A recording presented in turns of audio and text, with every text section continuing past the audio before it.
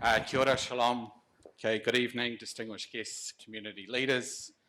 Ladies and gentlemen, my name is Chris Harris. I'm the CEO of the Holocaust Centre of New Zealand. And it's my pleasure to be with you this evening. I would first of all like to thank the organisers of this event, Link Activator, Leadership Lab, Erica and Lana, in association with the Christchurch Libraries. It's a real honour to share the stage tonight with some truly wonderful people. And I hope that by the end of this, that you'll be inspired and actually feel like that you can be an Upstander, or if you are an Upstander, that you carry on that fantastic work that you've been doing. So first of all, the Holocaust Centre of New Zealand prides itself on the mission that it inspires and empowers action against anti-Semitism, discrimination and apathy by remembering, educating and bearing witness to the Holocaust. The Holocaust Centre has been around for 13 years. It's based in Wellington. I am based in Auckland. Please don't hold that against me. Our 4 key pillars of our strategy are witness, remember, educate and act. With the Children's Holocaust Memorial, we believe that we have incorporated all of these pillars. We share the stories of those who witnessed the terrible years between 1933 and 1945. We remember the children through this memorial, the young, innocent victims of the Nazi regime and their collaborators, 1.5 million children. We educate everyone who comes in contact with the memorial on the lessons of the past. And through acts of resistance and standing up and doing the right thing, we can stop these sorts of things from happening in the future. And together we can be upstanders and not bystanders. So first of all, I show you a collection of images. It's very easy to be able to go onto the internet and being able to type in upstander or bullying or discrimination. And these are some of the things that come back. We look at some of the messages that actually people send out to each other and say insulting, and say rude, and say disgusting. I frequently get messages from people that tell me, that a good Jew is a dead Jew, or the Nazis didn't finish the job, or let's bring back the gas chambers, or a young lady that goes off to school only to walk into her science classroom that night, calls me and says, when I walked into that classroom, the class said to me, oh, the Jews here, we better turn off the gas. These are all subtle little messages that consistently tell our young people that they are not valued by their peers. Because we start to see these messages from the Holocaust as a lie, to companies being sued for sexual assault or gender discrimination. We see the American women's soccer team. And somebody once said to me, why do you actually put the women's soccer team up there? This is a team that won 4 world championships. They get a quarter of the men in regards to their payments. The men have never won anything at all. And when the American president was asked, as his duty usually is for anybody who wins a title, would you like to invite these young women to come to the White House? His response was, why would I want a pack of lesbians in the White House? The world stood by and allowed that comment to be able to be heard, but did nothing about it. It meant that our silence meant that we accepted that that an American president can say those sort of things. We keep on going with some of the other things that happen. In a recent poll in New Zealand about the Holocaust, 70% of the 1,000 people interviewed had little or no knowledge of the Holocaust. This is not under the age of 18, this is 18 plus. If I surveyed our young people, I'd probably get a better response where I'd probably get 100% of them would say they would have some knowledge of the Holocaust. But 57% could not identify how many Jews were murdered in the Holocaust. The numbers were 100,000, 200,000, 1 million or 6 million. Usually when you get a survey and you jump from 1 million to 6 million, you usually know that the number is 6 million. However, they still couldn't identify it. But then we get the shocking statistic that 34% believe that the Holocaust was exaggerated or it was a myth, in which 28% of that 28% and leaving the less 6% believe that it's a myth. So that's 280 people out of 1,000 people believe that this event never happened. That it's some made-up fabrication, whether or not that it's the argument that Jews wanted to get a state in Israel, or Jews control the world's finances, or if it's a survey that comes out of Europe that says that Jews make up 20% of the world's population.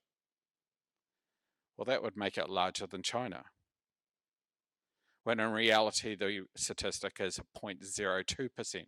So we have to look at what is an upstander.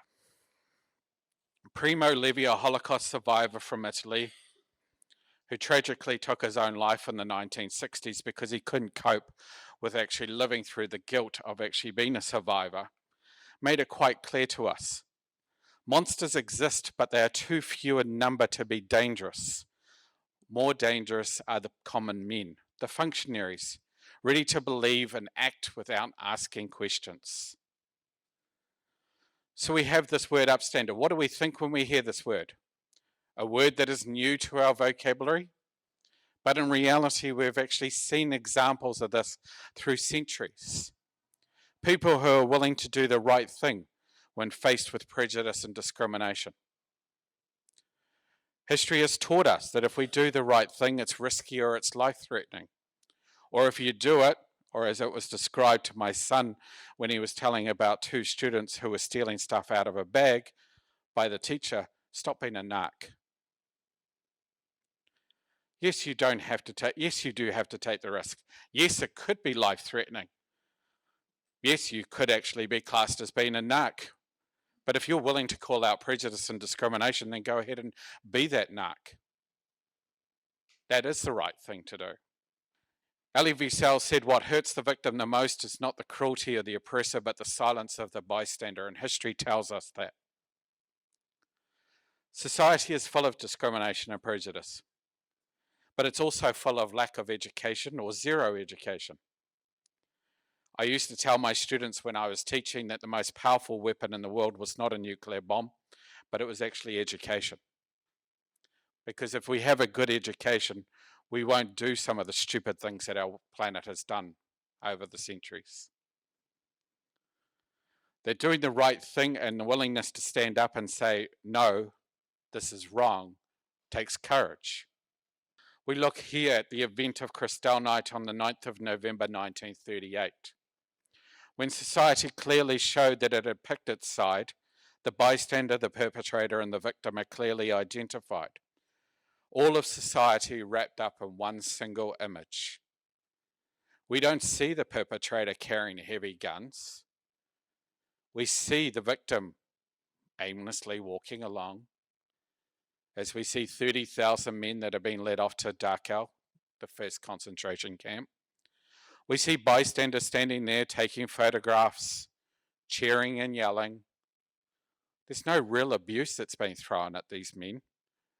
It's more just a casual walking down the street. But we have to say to ourselves, is this really that how society should operate?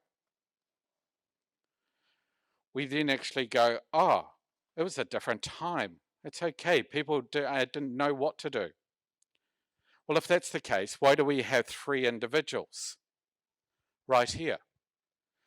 3 individuals out of the many 27,000 people that did the right thing during the time of the Holocaust. Irina Sendler, who lived to the age of 98, who saved 2,500 Jews in the Warsaw Ghetto by taking that risk. Oskar Schindler, which I'm sure most people have seen Schindler's List, will know this man, but if we actually looked at him, of his morals and values, we wouldn't actually probably rate him very well. But if we looked at the things that he did, he was willing to risk his life and see 1,000 Jews that were saved. Sir Nicholas Winton, who kept it safe, didn't tell anybody. 669 children Sir Nicholas would save. And it wouldn't be till the 1980s, when his wife is going through the attic of their house, that she came across a book and said, "Nicky, what is this?" And he said, "It's just the children that I saved." How simple and easy. Did they actually seek fame and fortune? No. Did they stand up and say no? Yes. They found ways to help people. Between them, they saved over 3,500 people. And that's not even counting the generations that would follow. If we were to look at the true number, maybe it's 350,000 that they saved. But this is again that small sample that I just talked about, of that 27,000 people that have been identified as righteous among the nations in Israel. When I look at resistance, students think to themselves straight away, oh, look, it was about picking up arms. Yeah, this happened. Here's two clear examples of it. At the Warsaw Ghetto Uprising and the Vilna Ghetto pictures. These were extreme circumstances when Jews resorted to violence as a form of resistance. But it's important that we actually teach our students that there were other forms of resistance as well. Because if they just think that it's okay to solve something by violence, that's not going to achieve anything at all. So here we have that, that a choir, musicians, all finding a way that that they can face adversity front on and say, look, we're going to resist. And even when I talk about the humor of the Holocaust, students actually go, humor? How can people have humor during the time of the Holocaust?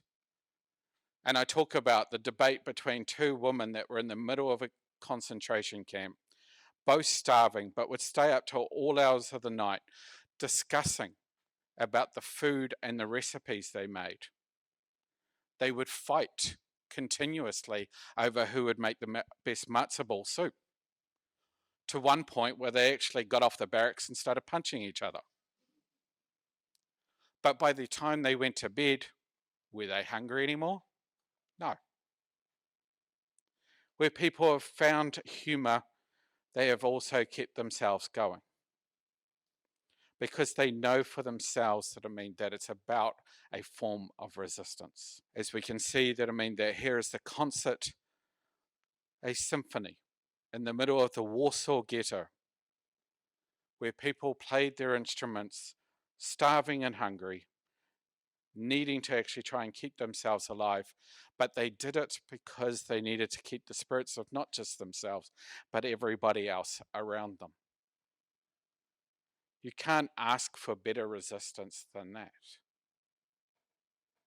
When they start to say to themselves, let's have some jokes and let's say it in Yiddish, knowing full well that the Nazis who were guarding them at the time had no idea how to speak Yiddish or even understand Yiddish. And most of the time that the jokes were actually about the Nazis, and the Nazis wondered why that the public was sitting there laughing at them. But it's important also to continue to look at art. Smuggling paper, smuggling pens, smuggling paint into the extreme circumstances made it tough.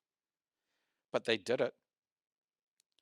From anti-clockwise from the left, okay, we can see Karl Robert Boddick, who was 37 when he died, and Kurt Conrad Lowe, who would die at the age of 66 in 1980, where they talk about one spring in the Kurz camp in 1941. Remember, if these people are caught with this stuff, they are murdered. Felix Nazenbaum, up the top left-hand side, would be 40 years old. He painted many, many pictures. This one is called The Refugee in Brussels in 1939. Every single one of his paintings always carried the same scene. Looking outside, trees with no leaves, and birds, okay, with no faces or anything. You can interpret these many, many ways. I'm not going to tell you how you should interpret it, but you can choose for yourself. Leo Brunner, The Path Between the Barracks. The Kurz Camp of 1941. Jacob Lipschitz, 42 dies only 2 days before the Soviets liberated Auschwitz. Beaten was called Beaten, which is about his brother in the Kovno ghetto. Estelari lived to the age of 85. Portrait of a woman.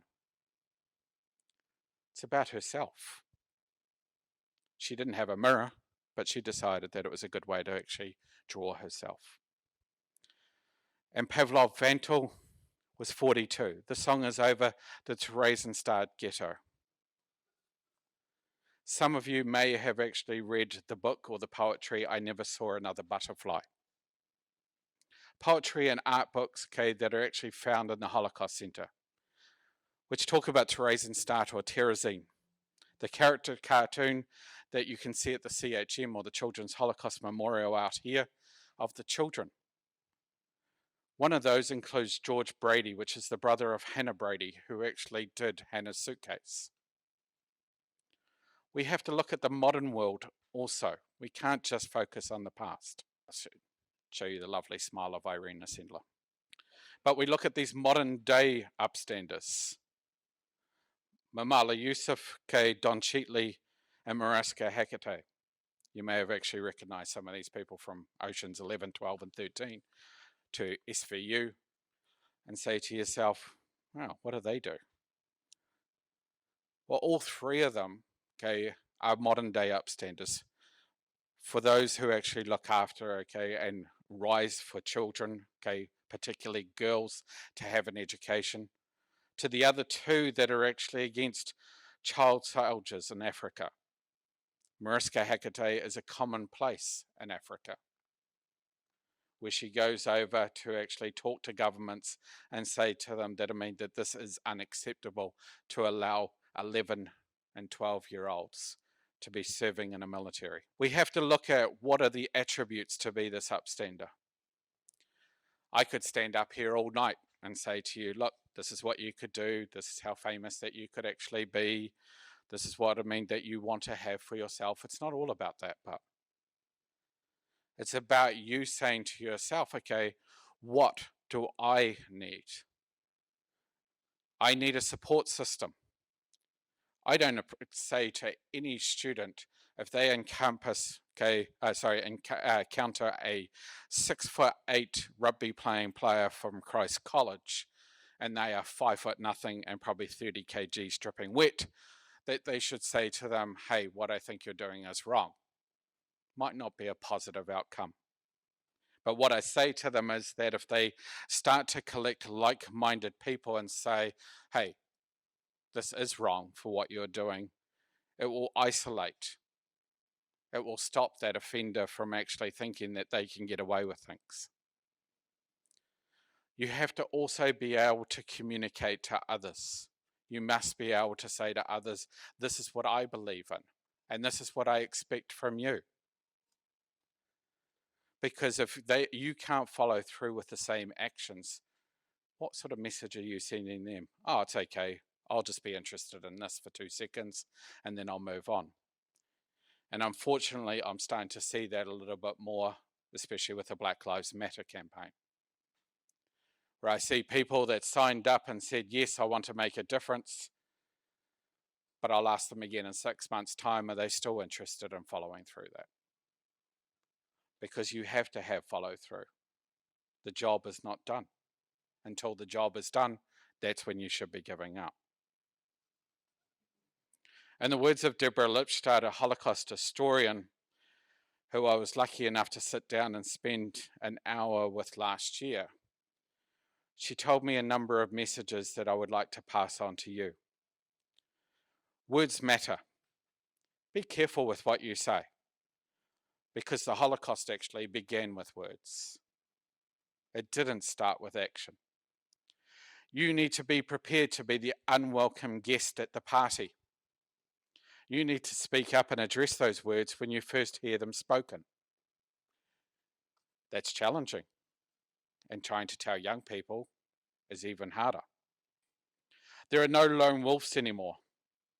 Anyone who is referred to as such because of the reach of the internet is never in truth acting alone.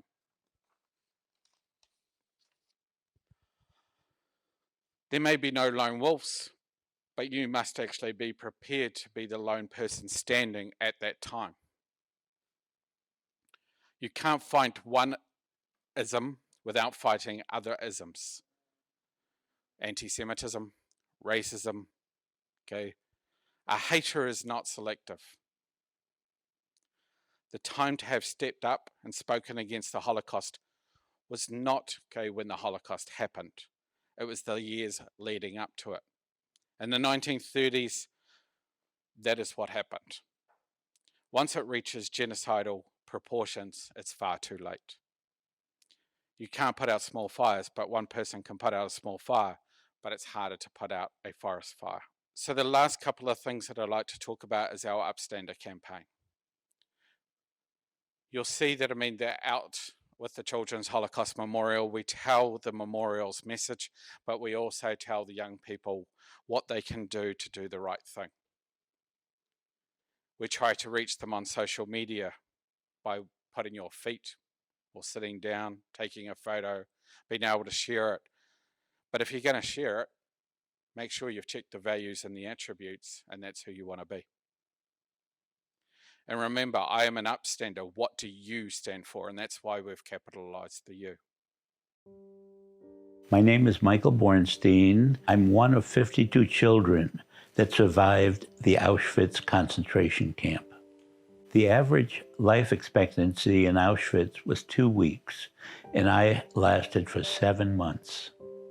My father, my brother, my mother, my grandmother, and I were sent to the Auschwitz concentration camp on cattle cars.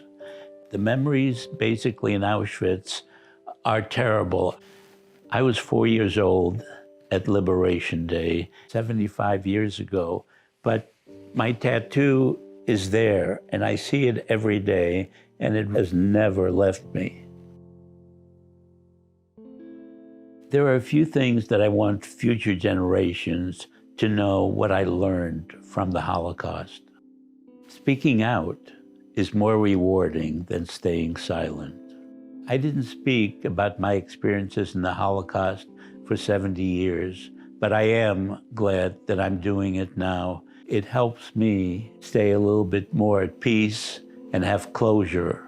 The Holocaust did not start by killing millions of Jews. It started by making jokes about Jews, gypsies, about LGBT communities. The Nazis, they were bullies and they were murderers. I think it's important to be kind to people. They will respect you if you respect them. Education is the antidote to the hatred that we are seeing today.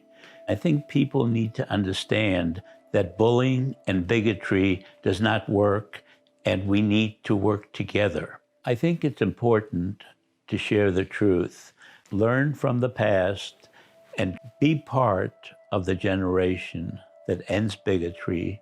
My mother was a very optimistic person.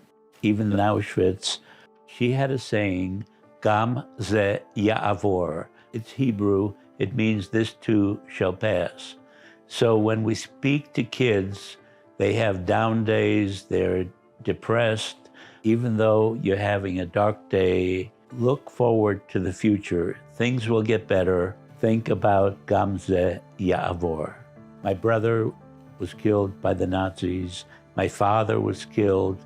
And I grew up not having a father. And I feel so lucky that my kids have a father. We work together, we go to things together. I think that's what life is all about. What would I say to a denier or a Nazi today? Well, I would say that evil didn't win. Hate didn't win, and bigotry didn't win.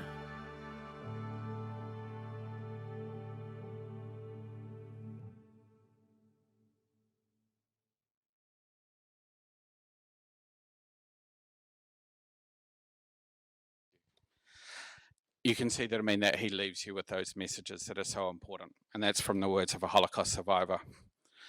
But I leave you with the messages of the teachers that we train every 2 years that we send to Israel, the ones that go and experience a life-changing time. Myself, I went in 2015. I was lucky enough to lead the groups in 2017 and 2019. And every time you learn something new. Every time that you have the Holocaust survivors that are sitting there in the front row on the pictures that you can see, especially the one down the bottom where you see 4 survivors. You see one that's in the white t-shirt. It looks like he's falling asleep. Unfortunately, that's Tibby Ram. Tibby actually has a Facebook following, a Instagram following of 160,000 people. He loves his Instagram. But you get each of these people has done amazing things. But each one of them will tell you that you need to speak out. And so I leave you with the last quote for tonight. Thou shalt not be a victim, thou shalt not be a perpetrator, but most of all, thou shalt not be a bystander. I thank you for tonight, and I look forward to sharing with you afterwards my thoughts and answering any questions that you may have. Thank you.